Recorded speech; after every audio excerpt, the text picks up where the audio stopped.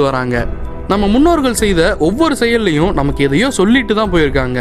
4000 வருஷத்துக்கு முன்னாடி கட்டின சிதம்பரம் நடராஜர் கோவிலும் அப்படின்னு தான் சொல்லணும்.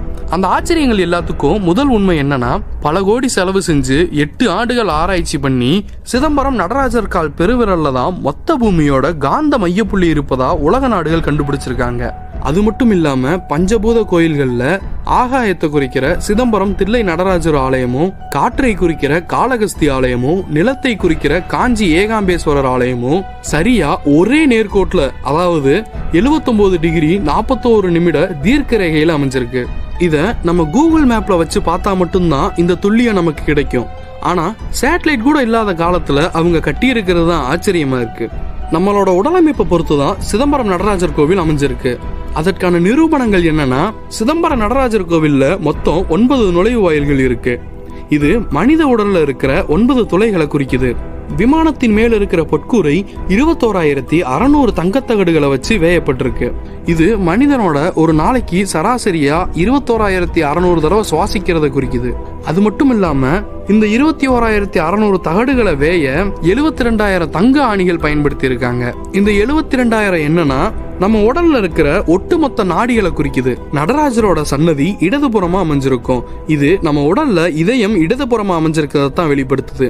நம்மளோட இதயத்திற்கு நரம்புகள் நேரா செல்வது கிடையாது. இடது வலதுன்னு மாறி மாறி தான் போகும்.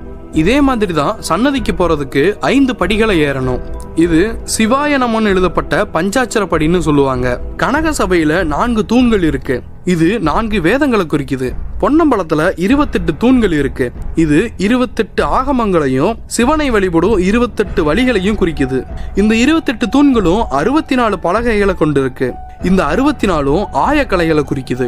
பொற்குறையில இருக்கிற 9 கலசங்கள் 9 வகை சக்திகளையும், அர்த்த மண்டபத்துல உள்ள 6 தூண்கள் 6 சாஸ்திரங்களையும், அர்த்த மண்டபத்திற்கு பக்கத்துல இருக்கிற மண்டபத்துல இருக்கிற 18 தூண்கள் 18 புராணங்களை குறிக்குது. இந்த கோவில்ல 4 ராஜகோபுரங்கள் இருக்கு. இது 7 நிலைகளை கொண்டவையாகும். அதோட அடிப்பகுதி 90 அடி நீளமும் 60 அடி அகலமும் 135 அடி உயரமும் இருக்கு. இந்த கோவிலோட வாசல் சுமார் 40 அடி உயரமா இருக்கு. கிழக்கு கோபுரத்துல 108 சிவதாண்டவங்களுக்கான சிற்பங்களும் இருக்கு. அவரோட ஆனந்த தாண்டவத்தை வெளிநாட்டை சேர்ந்த அறிஞர்கள் காஸ்மிக் டான்ஸ் சொல்றாங்க. கேட்க கேட்கவே ஆச்சரியத்திற்கு போற இந்த புதிருக்கு விடை கிடையாது. துல்லியமான தொழில்நுட்ப சாதனங்கள் இல்லாத அந்த காலத்திலேயே இந்த கண்டுபிடிப்புகள் எல்லாம் நம்மளை ஆச்சரியப்பட வைக்குது. இப்ப நாம பார்த்தது வெறும் கோவிலோட வடிவமைப்பு மற்றும் அதோட ஆச்சரியத்தை மட்டும்தான்.